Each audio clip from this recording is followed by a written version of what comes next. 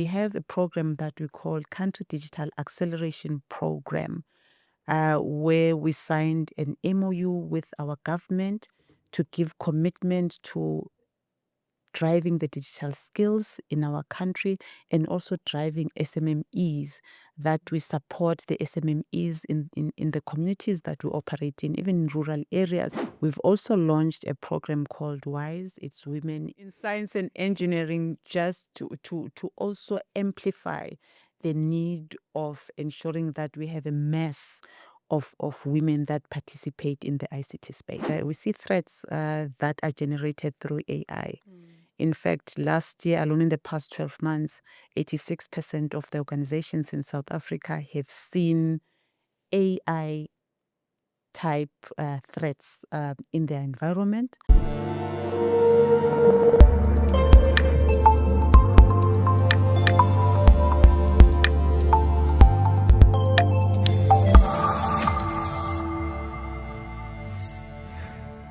Hello, welcome to ITWeb TV. My name is Smangele. Today in studio, I'm joined by Smangele Nkosi, who is the GM of networking solutions firm Cisco, and she's charged with the Cisco South Africa operations.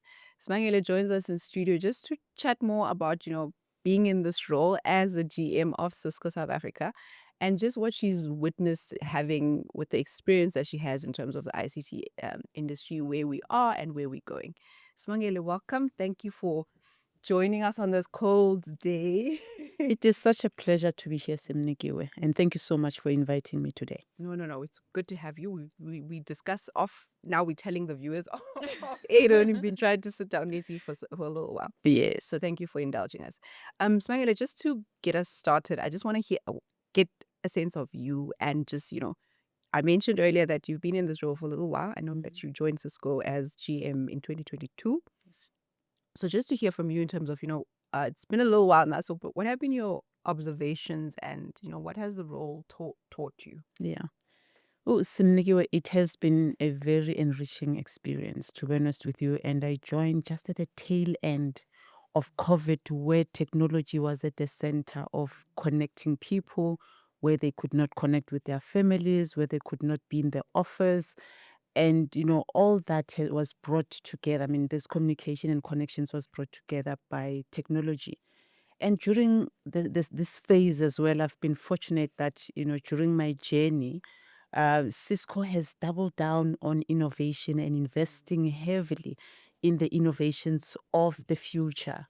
We do this in to ensure that we support our customers and we stay relevant we stay relevant in the economy and in our customer base.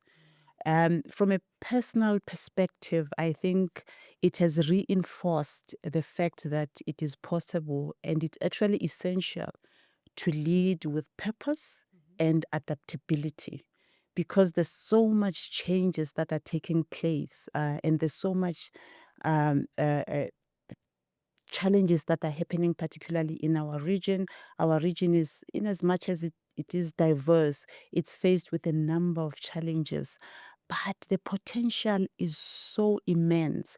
Then this provides the opportunity for businesses like Cisco in the market to take through the journey and making sure that we connect the unconnected and we enable the economies to strive.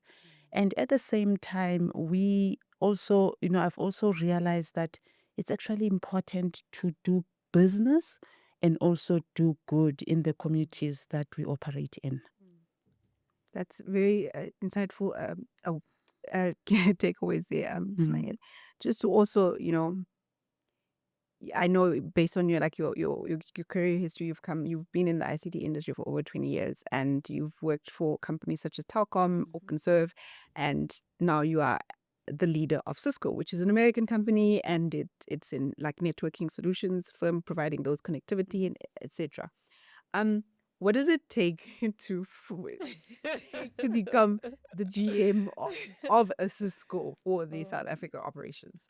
Oh my goodness, it takes a number of things. It takes resilience, adaptability, And it also takes trust because we work with in the ecosystem of our partners. We're a channel-led organization, therefore trust is at the center of everything that we do. In fact, Cisco is a very people-centered organization, both internally and externally. So we actually champion our teams to do good and thrive in the marketplace. We also collaborate with our partners to ensure that we deliver solutions that are relevant for our customers. Therefore, at the heart of it, this trust can never be broken because we want to be that advisor to our customers as they're going through their digital journey. Mm. And you speak about Cisco being a channel-led organization. Um, what just to hear from you, what are your thoughts on the channel, South Africa's channel space? What's happening there? What are you seeing? What are your partners saying? What are some of the key highlights that you maybe would like to share with our viewers? Because I know that it's quite a thriving, it's a thriving space. So what have you observed from that? It is indeed a thriving space for to operate in because technology has been ever changing. So they find opportunities to reinvent themselves, especially in the advent of AI today, in terms of how they wrap around their solution around Cisco's capability in order to compete in the market. And for us, we are very intentional about the partnership that we go to market with because these are the partners that we share a common vision with. So we collaborate, we intensify the collaboration that we take to market with them. So that relationship in terms of strength is key for our success. And the issue around making sure that we drive channel in the operations in communities that we operate in, we want to give back to the economy of the country. Imagine a situation if Cisco were to come in with 100% American workforce and take the money out of the country. So we are deliberate in ensuring that we plow back in the economy that we work in. That's why our channel is important for us because we want to make sure that the countries that we operate in are thriving and that we build businesses. If you look at our ecosystem today, we have over 2,000 channel partners. And they when you look at how many people they employ directly and indirectly, you can actually see this is a vast ecosystem that is enabling the economy of the country and the connectivity, which is much more important today. We'll touch more on the connectivity part later in our conversation. But having said what you've said, I just want to maybe understand what are some of the things that keep you up night, like as a business leader. Yes, What keeps you up at night? you know, You and like so sorry to interject there because you mentioned like there's so much evolution and adaptability that's required in terms of tech and technology. What are you finding that's you yeah, need to keep an eye out for, or like it's the one thing that you trying to focus on at the moment? yeah. As I mentioned that, basically from a business perspective, there are three pillars. It's people. Our people is our customers and our partners. From a customer perspective, because at the center of everything that we do, we place the customer as well. So what keeps me at night is to just I ask myself questions: whether are we delivering the promise that we have made to our customers in enabling them to unlock growth and provide solutions that keep them relevant in their own businesses and in whatever industry that they may be in. The second one is around talent, which is our people.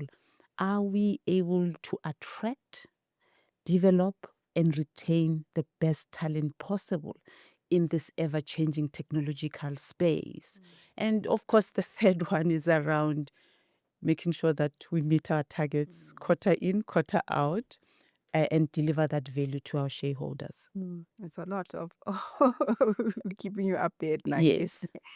And we know that being a okay, I'm not even gonna but being a woman in a very male dominated, I was very reluctant to go into that question. But yeah, it's something that we can't ignore. It's something Yeah. that is there. And for you, like, what have you noticed in terms of the persistent challenges that actually hinder women from being in those specific roles, the ones like the one that you are in? I mean, the big one is representation.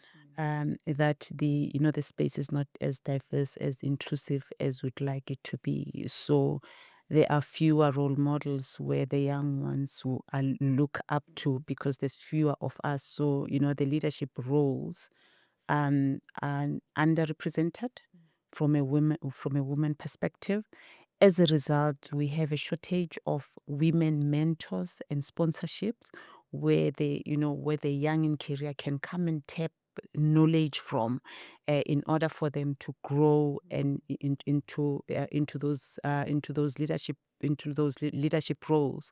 Therefore, that actually creates a gap in terms of growing the pipeline. But there are opportunities, to be honest with you, where we can grow the pipeline of women in a number of areas. One, from a learning perspective, at the basic level and at the tertiary level, and in the workforce itself. So just to make sure that when they enter the workspace, we create a conducive environment for them to thrive.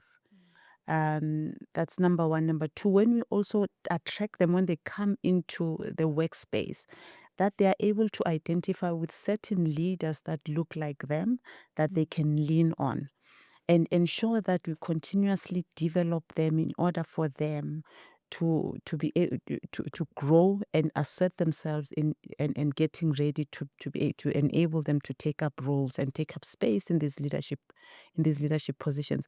But the critical thing that we do from a Cisco perspective is to ensure that we provide um, a balanced setup where we provide flexible time in terms of work, that we enable them to be able to drive their careers and grow themselves and develop themselves whilst they're taking care of their families, so that they don't find themselves in a situation where they have to choose between their career and building their homes.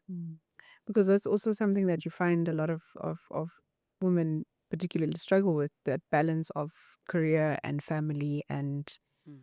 you would hope that if you walk into an organization, that you'll gain that support in order for you not to have to choose over your career or your family.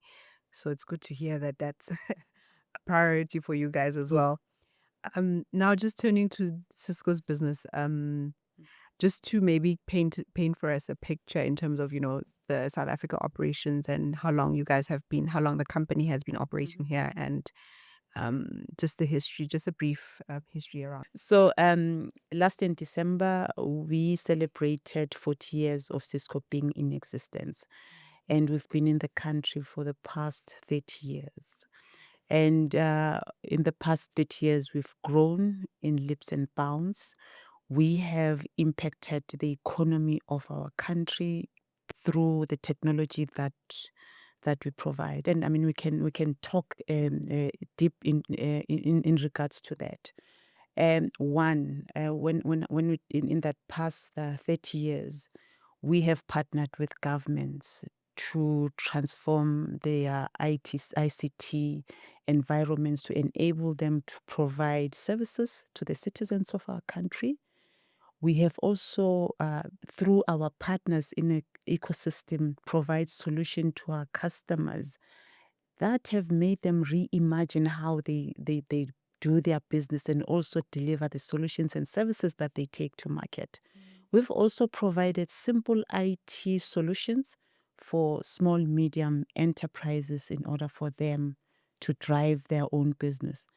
We've connected families, we've connected communities so that no one is left behind. And we've also played a role in changing the way we live, work, play, and learn, because technology has been a driving force in terms of transformation of our country. You mentioned changing the way we live and work, and with COVID, we saw an uptake of virtual platforms, and Cisco is also Yes. has its own virtual platform, Webex. How is it? How has the reception been since the pandemic and post pandemic in terms of how the local market is reacted to a product from Cisco like Webex? Um, I think Webex has been at the forefront of innovation. I mean, if you recall, maybe about 20 years ago, it was there was a product from Webex that was called telepresence. Before my time. It was visionary because it was a platform where you could feel that even from a distance perspective, you'd feel that you are in the same room as people, as other participants across the globe. And from a infrastructure perspective, is a very robust platform. It is an enterprise grade platform, and we've seen a lot of demand within the market. Just not just in South Africa, but across the globe, particularly after COVID, because it is from a security perspective, it is a highly secured platform and is driven by AI, not since its inception. As I mentioned, that telepresence had an AI component in it, and we continue to provide innovation within the platform.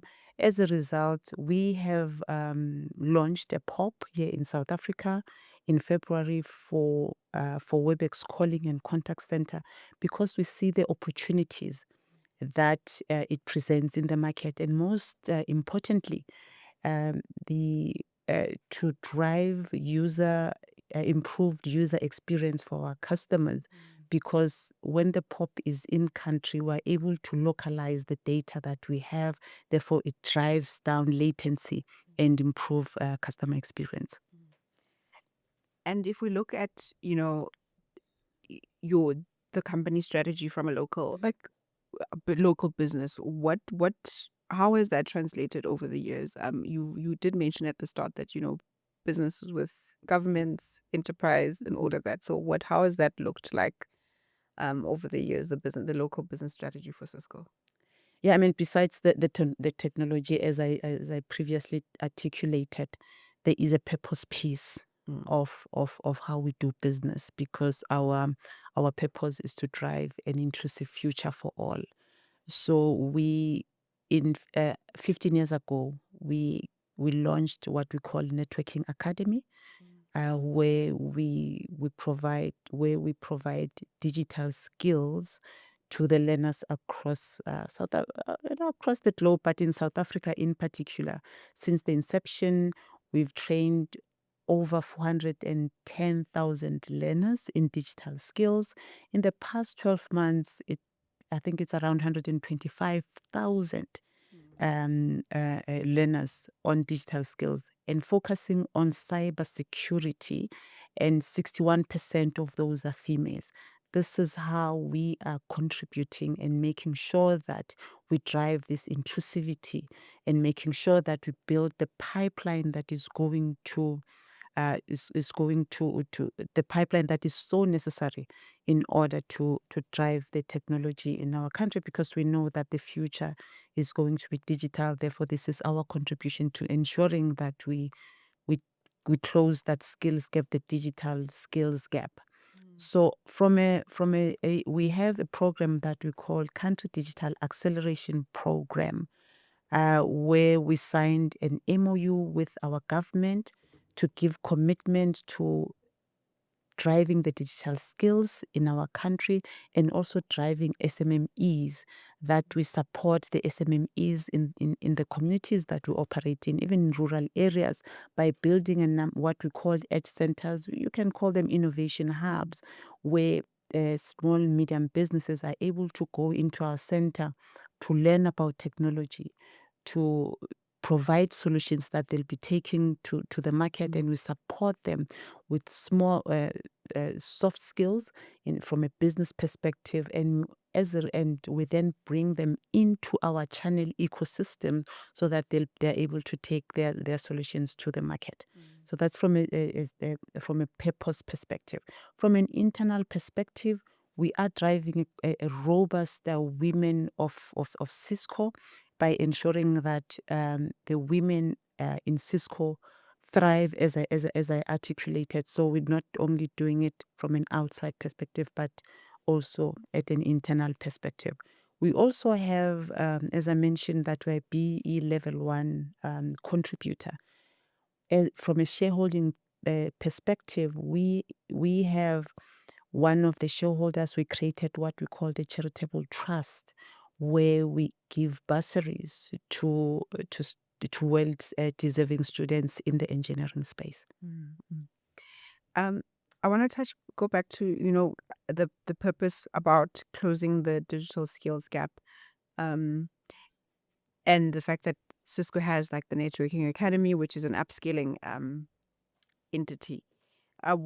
What are the opportunities? Are there opportunities then for those young people that are getting those necessary skills to be absorbed within the organization, or is it just a matter of upskilling them for to move wherever they would prefer, Yes. I suppose? Yes, I mean, we're upskilling them for the entire market. So what we have a platform for them where we match them with, first and foremost, our partners who might be looking for that skills, and also for our customers who have Cisco Cisco platforms in their environment to enable them to to implement Cisco solutions. So we've and when we have a program around that where we track and trace them, whether they are able to find jobs, and our statistics tells us that 96% of them are able to find jobs after our training. Yeah, So it's quite a successful, from a throughput perspective, it's quite a successful program. And we've spoken about upskilling digital skills, and we just not check, but to hear more around what your thoughts are on SA's ICT landscape. Obviously, it's evolved, but where you see it and where you see it going. I mean, it's evolved so much since the years when we came into country. But there's just one thing that is common throughout our organizations and IT leaders. The network is key for them. So 94% of the organizations are going to spend or increase spend in making sure that the network is secured, and is secured because at the advent of AI, as they're rolling out AI capabilities, they need to ensure that the network is capable to carry those AI capabilities by providing the AI tools. So the network is the backbone of it all. So we're seeing that. Another area that we are seeing, of course, because of the AI, we see threats that are generated through AI. In fact, last year alone, in the past 12 months, 86% of the organizations in South Africa have seen AI type threats in their environment, even though 89% of them have been detected and 80% have come have been recovered. We've managed to recover in terms of data and also going back to business. 51% of the employees do not know how these threats behave or how these threats look like. So there's a gap in terms of understanding these AI threats that are coming through. Therefore, this provides an opportunity for us to put forward the cybersecurity solutions that we've been developing in Cisco for the past few years. We've doubled down on AI investment and capabilities. We are spending over $1 billion to enhance our AI capabilities. We've partnered with companies like NVIDIA to ensure that in the fabric of what we provide from a solution perspective, there's AI that is embedded there. So most of the leaders are saying today, in fact, 48% of the leaders, they see that AI is going to grow their revenue. So their IT capability needs to be at the level where they'll be able to provide those AI capabilities or AI solutions into the market. Mm. So from a Cisco perspective, AI is also like a very big focus for you guys, like for if you're gonna set aside $1 billion. Yeah, if you're not going to do that, then you will be irrelevant in the future. That's for sure.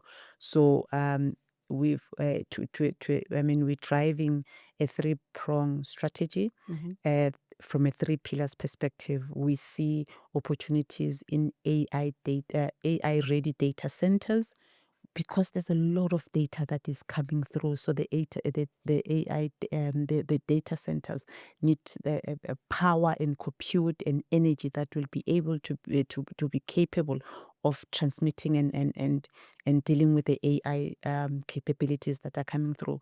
The second one is future-proof workspaces through solutions like our Webex collaboration and networking, because people work, the place of work is no longer the office. So the office is not just the place.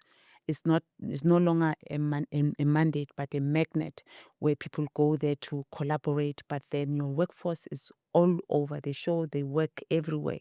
So this is what we are seeing, because companies are having to deal with hybrid workforce all the time. So that's another pillar, yet being empowered by the network.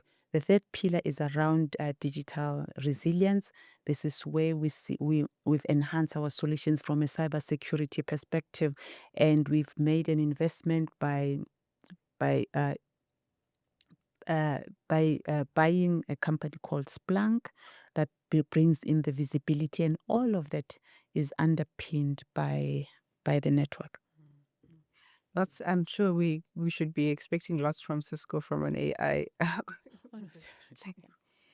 Just you touched on it earlier, where we look around focusing more on, addressing the challenge of connectivity, because we know it's a challenge here in South Africa. So how does the country go about connecting the unconnected, in your opinion?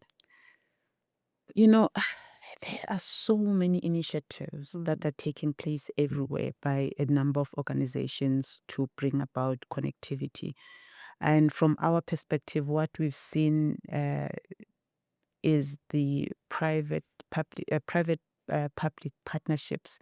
As I indicated, we have a partner from a Cisco perspective. We've developed that partnership with our government to ensure that we connect those are unconnected.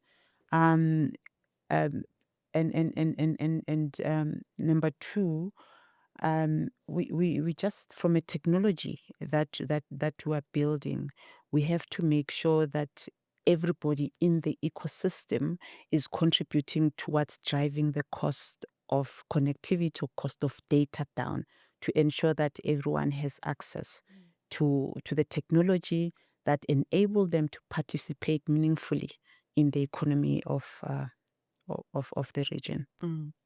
And w- within that same breath of connecting the unconnected, how does then you did touch on it a bit, Mm. but how do we then address the skills challenge and ultimately the brain drain that we witnessing? That we are witnessing, and it is a challenge. I think every single leader that I speak to talk about the challenge around the skills gap. Um, so there are a number of initiatives that can be undertaken from a primary perspective, just from a learning. We need to build the pipeline early on, before people actually go into the workplace. That is ensuring that the learners embrace the STEM as their subjects of choice, And then in tertiary, that we have a pool of sponsors that are enabled to encourage, particularly the girls, to look into ICT as the career of choice.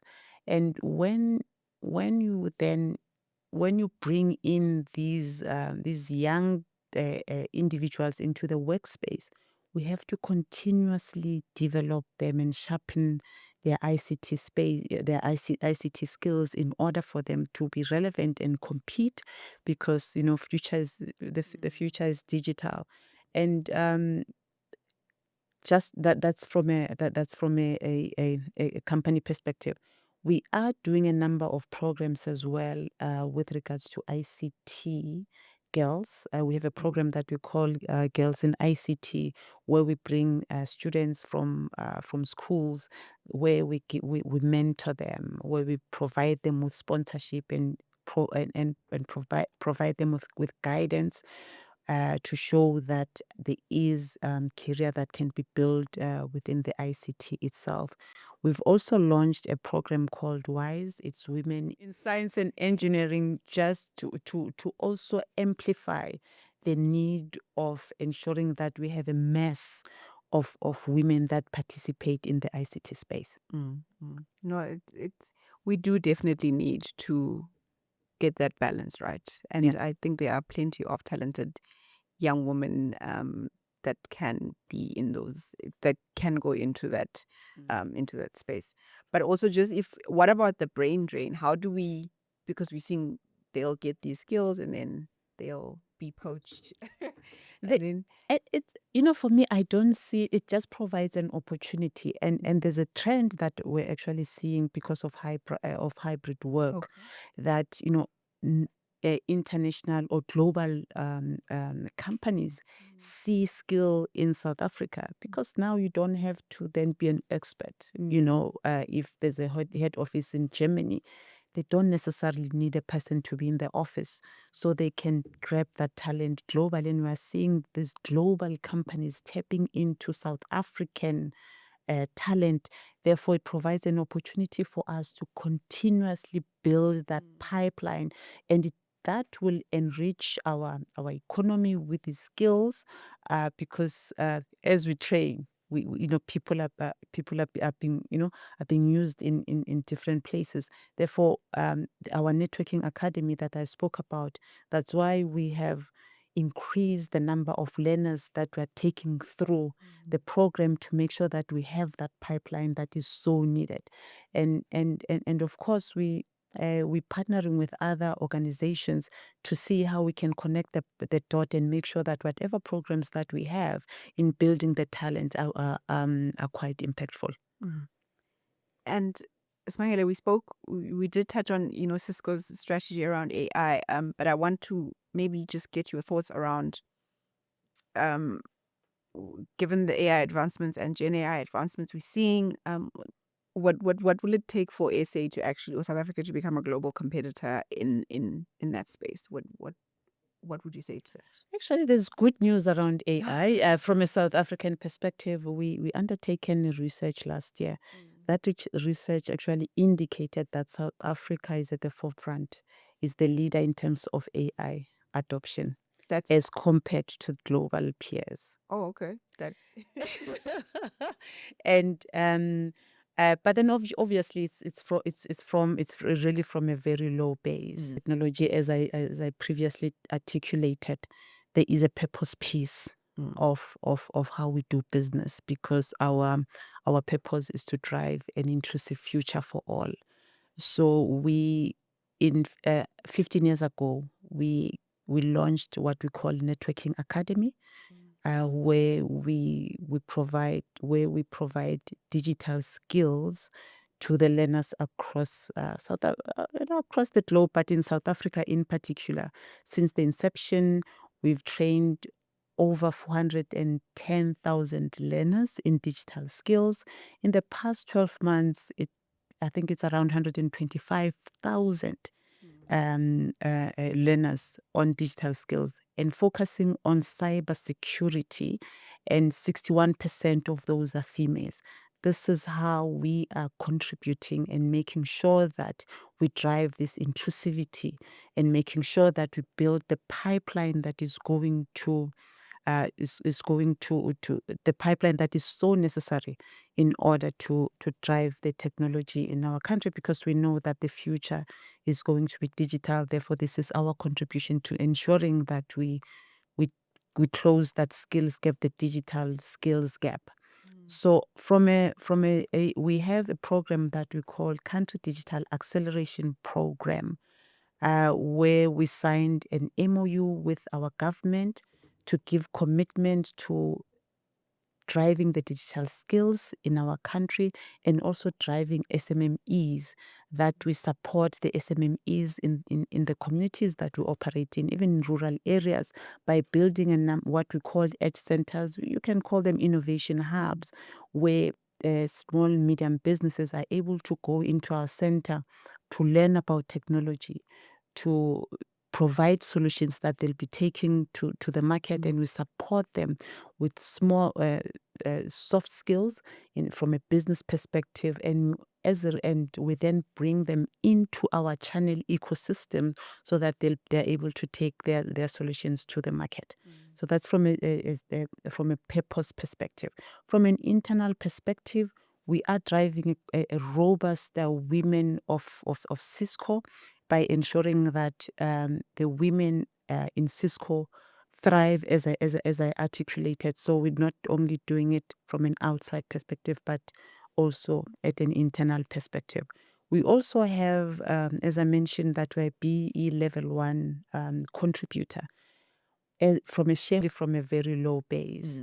But then also it just indicating that, and in the report, but also indicates that most of the companies are only 5% of them are matured when it comes to readiness, in terms of cybersecurity and AI. And with an advent of AI, from our perspective, we see that because, when there's AI, we see that cybersecurity attacks are also increasing, because now they're becoming more sophisticated, using AI in order to attack. But then, therefore, this means that, from a technology perspective, we have actually built solutions from an AI for AI solutions for security, and security for AI, so that we are able then to ensure that we, as AI matures, we're able to reinforce the network and the security that comes with it. And as I mentioned, we're spending a lot of money. We've doubled down on the investment. We have partnered with companies like NVIDIA, that is bringing power into the space, and also ensuring that AI as well. We use AI as our assistants in the office as well, to make sure that we are much more productive. We respond better, and we also are competitive in the market, and we enable our customers to do the same. And what's next for you and your vision for Cisco? We'll continue to drive innovation and lead in impact. As I mentioned, for us, these two things go hand in hand, and we will weather this through AI. AI security and transforming the way we do business is at the center of the connectivity that will be driving in the market and in our communities. Well, that sounds awesome. Thank you, Smangele. Thank you for your time and for being with us. We really appreciate your time. Okay, now thank you so much for having me. That was Smangele Nkosi. She is the GM of Cisco South Africa. For more on these videos, click here.